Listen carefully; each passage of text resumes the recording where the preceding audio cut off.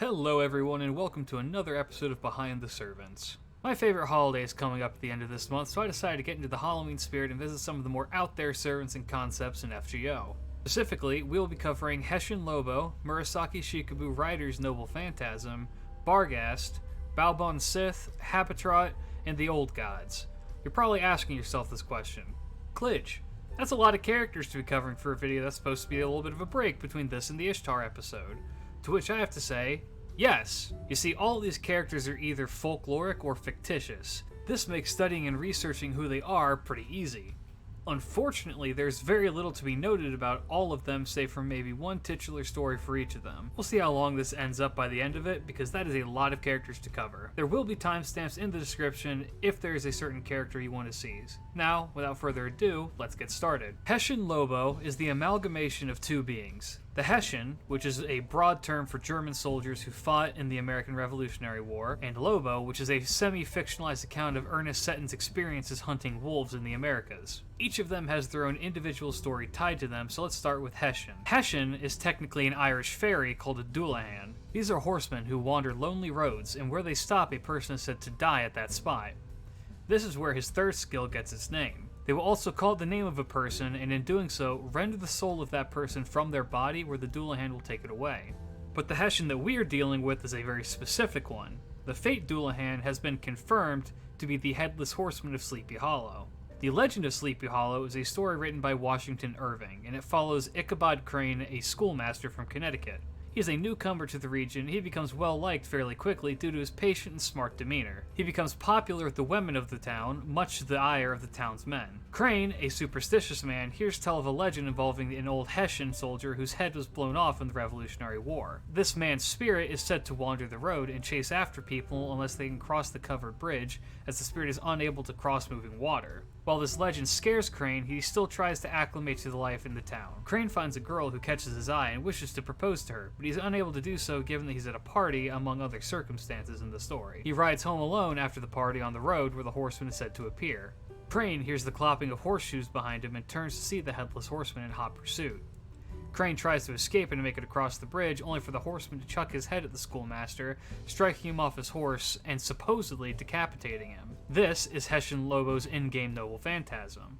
It is ambiguous if this strike kills Crane, but he does vanish from the town after that, and that will conclude our part on Hessian. Lobo, on the other hand, is not a horror story, but one written about real experiences that have been fictionalized.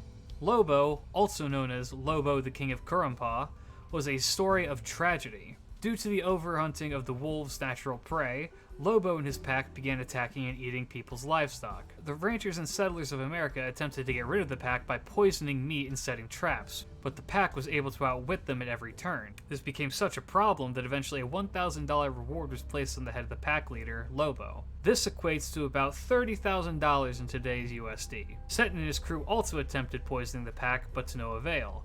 They next turned to specialized traps, which also did not work. Finally, they thought to catch the pack leader's mate, Blanca, instead of the head wolf himself. They used a specialized trap that managed to ensnare the mate, and when they came upon her, she was being guarded by Lobo. However, upon the approach of the hunters, Lobo fled and watched as they put down his mate. The beast cried for 2 days and 2 nights. Setton and his crew set traps around the perimeter and used the corpse of Blanca to lure out Lobo. Caution dulled by grief, the mighty wolf followed to his partner's scent.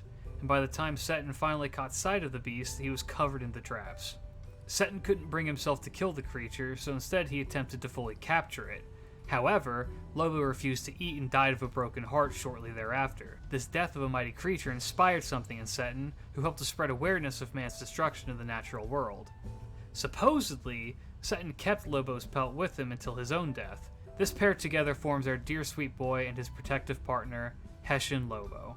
Alright, now we're going to take a quick deviation from the Americas and go into Japan. Murasaki Shikibu is one of my all-time favorite character designs for 2 reasons. 1, Raida is an EX tier artist, and 2, she's both beautiful, clumsy, and unsettling all at once.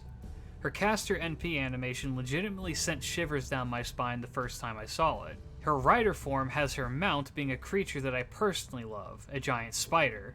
We learned from her in-game description that this spider is in fact the yokai Tsuchigomo, or purseweb spider. They are described as being massive, long-lived spiders that prey on humans. they're able to shapeshift in order to lure out and ensnare people. Several legends of them are found to be involved with another Raida favorite, Raiko, though she is also known as Minamoto no Yorimitsu. And so for the sake of time, I will only tell one of the stories, which can be found on the wonderful yokai.com. The accounts of the legendary warrior Minamoto no Yorimitsu contain numerous encounters with Tsuchigumo. In one, a Tsuchigumo changed itself into a servant boy to administer venom in the form of medicine to the famed warrior. When his wounds were not healing and the medicine didn't seem to be working, Yorimitsu suspected foul play. He slashed his sword at the boy, who then fled into the forest. The attack broke the powerful illusion which the spider had laid on Yorimitsu, and he found that he was covered in spider webs. Yorimitsu and his retainers followed the trail of spider's blood into the mountains, where they discovered a gigantic, monstrous arachnid dead from the wound that Yorimitsu had inflicted. Alright, Lost Belt 6 spoilers, kind of. So if you care about that, maybe skip ahead. On to the next one. We're going to be talking about one of my very favorite characters in the game, Barghest. Fate did something really cool in Lost Belt 6, making mythological creatures take the form of heroic spirits. This opens the door for all kinds of interesting and new servants that otherwise did not, quote-unquote, make their mark on history enough to become servants themselves. Barghest is one such example. Barghest, or Barghest, is a massive black dog that appears in English folklore. They are occasionally known simply as the Black Dog of insert town or village name. They have enormous teeth, can only come out at night, are harbingers of death, and are said to prey on lone travelers and would-be wizards. An example of the latter comes to us from an account by William Hone in his book Everyday Book. This account tells us of the Barghest of Troller's Hill, where a man climbed the hill and attempted to summon the beast in a magical ritual. Well, it appeared to have worked, as the man's corpse was found the next day with deep slashes along his chest. That is about all that we know about them as a monster, though, aside from the myth regarding seeing them. If you see a Barghest directly, you will die soon after. If you only caught a glimpse of one, you would die within the year. But that's it. Aside from that, not much is known about these dastardly dogs. However, there are sightings of quote-unquote black dogs that occur to this day in England, but these are most likely just dogs. Next is Baobhan Sith. The name Baobhan Sith literally translates into fairy woman. And yes, the Scottish word Sith is where George Lucas got the term for his evil Jedi. These are creatures found in Scottish folklore that are strikingly similar to vampires, save for a few key differences. For one, they have goat hooves for feet, which may explain why the in-game one has such a fascination for shoes. They also traditionally wear a long green cloak.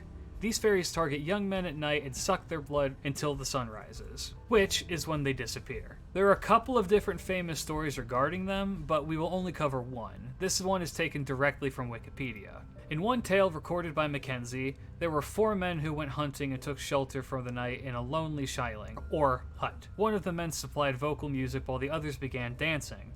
The men expressed a desire for partners to dance with, and soon after that, 4 women entered the hut. 3 of them danced while the 4th sat beside the vocalist. He then noticed drops of blood falling from his companions and fled from the hut, taking refuge among the horses.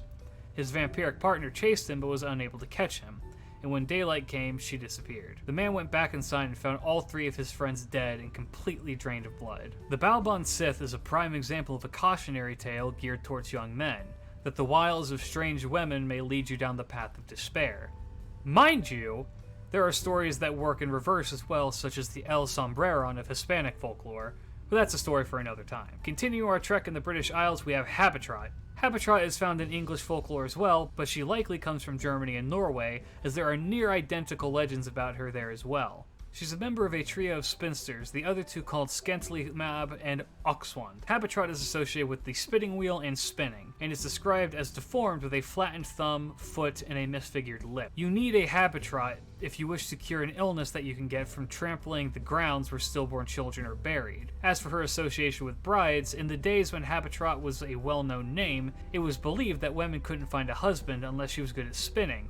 Habetrot, being a master spinner, never married, and instead guides people to being successful brides themselves. This is reflected pretty well in Habetrot's in-game character. There is a story associated with her, but she only briefly appears in it and essentially does what I've just described above, so I'll leave it out. If you are interested though, I will attach a link to the description of this video so you can go read it yourself.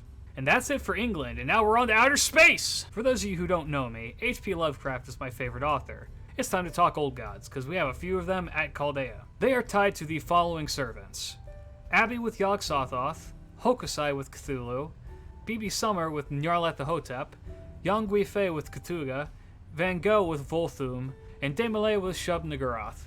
And yes, that is the monster's actual name. If you are a follower of Pochi Sensei's work, that particular old god is the main heroine of her manga. Bless you, Pochi Sensei. Alright, so that's a lot of Lovecraft to cover.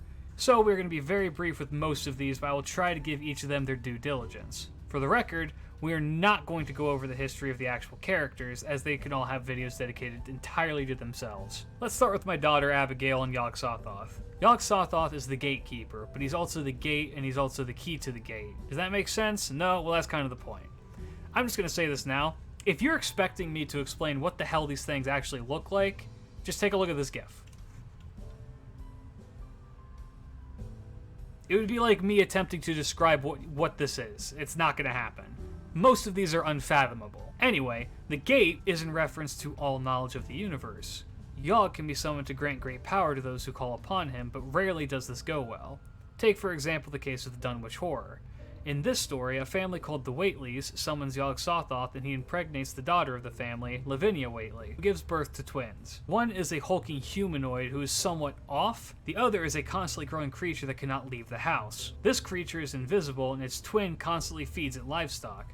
The story comes to a head when the twin tries to steal a book to summon Yog Sothoth to destroy the world, but he is killed and stopped. But now, without anyone to feed him, the monster destroys the house and then rips up the countryside, eating everything in his wake until he becomes visible, resembling the form of Yog Sothoth. A side note, Summer Abbey's NP is a reference to the Dream Quest of Unknown Kadath, and the character of Carter in the Salem storyline is named after a character in that story, and his visual design is based on Lovecraft. On to the next one, we have Hokusai and Cthulhu. If you know any of the Lovecraftian deities, it's likely Cthulhu. It's called the Cthulhu mythos. He is the high priest of the Old Ones and lays dreaming in the underwater city of Relay. Unlike many of the other Old Ones, we actually are able to tie a physical form down to Cthulhu, as an artist was tormented by dreams of the beast and made a statue of it in an attempt to remove it from his mind. He is described as such. Yielded simultaneous pictures of an octopus, a dragon, and a human caricature, a pulpy, tentacled head surmounted and grotesque, and a scaly body with rudimentary wings. The Great Old Ones are able to communicate telepathically with all things, and as such, know all that goes on in the universe. However, once Relay sunk, this communication was severed for the priest. As such, he now lays dreaming, attempting to influence mortals who worship him, and those who venture too close. The story I will use for good old Cthulhu is actually not one that he himself is depicted in, but rather one that he shows his power and influence. In A Shadow over Innsmouth, an antiquarian who is touring New England hears tell of the shadowy hamlet of Innsmouth. In his investigation of the town, he finds the people there are oddly fish-like and unpleasant, and the whole town itself just seems off. He eventually learns of an old man named Zadok, who tells him that there's an accursed fish-like people who live along the shore that prey upon the townspeople to sacrifice to their god. Zadok then tells the antiquarian that the townspeople themselves have been slowly changing due to the deity's influence. The old man then warns the traveler that now that he knows, he has to escape, otherwise they will come for him. That is exactly what happens, and in a daring escape, the antiquarian makes it alive, but has gone slightly mad. I'm just going to add this now. Go read all of these stories. They're all in the public domain, because I'm not doing them enough justice, and they're so amazingly paced that it's just worth the read, and most of them are fairly short at that. You can find them on the internet if you just Google the stories by name, or you can find them by just looking up H.P. Lovecraft stories. Next, we have Nyarlathotep. God, that's hard to say. For uber-weebs like myself who have seen Another Crawling Chaos, you will recognize this deity as Nyarla. For the sake of not having to edit out attempted failed pronunciations, we are going to call this god Nyarla as well.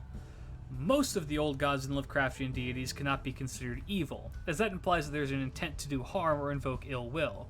The vast majority of these cosmic wars are so beyond humanity that they do not even recognize us as important, much like how we would not recognize a mayfly. Nyarla, however, is different.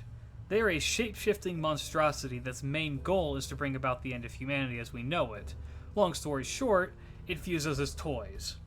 His main role is that of a messenger of the old gods, but he follows his own will more often than not. Rather than tell the entire story of his attempts to chase Randolph Carter through Dreamland, just know that he was attempting to get Carter to fall into depravity and torment. He may be the most prevalent of all the old gods in the mythos, appearing as a frequent antagonist to whomever the main character of the day is. Moving on to another member of the Crawling Chaos cast, we have Cthugha, or Cthugha. This one is brief as well. Cthugha is described as a massive ball of living fire that is worshipped by flaming vampires. Not much is known about the deity aside from that, but they first appeared in the story at the house on Kerwin Street. Next is Volthoon, another one that is somewhat vague. Of all of these old gods, this is the only one I had no prior knowledge of because it is not a Lovecraft original, and it isn't in Crawling Chaos, and yes, that is the benchmark I'm using. Volthoon is an exiled alien of extreme intellect from another universe. Their primary goal is to take over Mars and its inhabitants, and once that is done, move on to Earth. They are viewed as the Martian equivalent of Satan and appears as a massive plant-like monstrosity, or at least that's one interpretation. Finally, we have Shub-Niggurath, the black goat of the woods who bore 1,000 young. To answer the impending comments, yes, I'm aware that the name is probably one of Lovecraft's most racially charged ones, and no, there is no better way of saying it, and no, calling it the black goat is not much better. Thus, I will refer to it as Shub. Shub is one of the most influential deities in the pantheon, but is never actually described. Thus, I choose to believe that Pochi Sensei's rendition is the canon one. Shub is a fertility deity, one who bears offspring that become other outer gods. She constantly spits forth new accursed beings that are either reabsorbed into her, or escape to wreak havoc across the universe. She is often mentioned in occult incantations and can be summoned to any wooded area given that the occultist knows how. As for her own stories, there are not really any that depict her solely. Most of the time, it is her progeny that are the focal point of the stories. Just for the record, Yaquis de Malay does mention that the little goat thing she has is called Baffy, which is likely a connection to Baphomet, another goat. Being a goat myself, I don't appreciate this kind of constant negative representation. Regardless, she is listed as being possessed by Shub, not Baphomet, so we can save that for another time as well. But that's it! This somehow is longer than the Ishtar episode is going to be, but I hope you all enjoyed a deep dive into the depths of depravity that these dubious delinquents disperse. Let me know who your favorite story was about. If you want to request a servant for me to look into, please let me know that as well. I've got a Google Doc now with potential candidates. Like the video if you did, share it with your friends, subscribe to see more, check out the playlist full of these, and have a very, very spooky Halloween. Keep your chin up out there. Peace.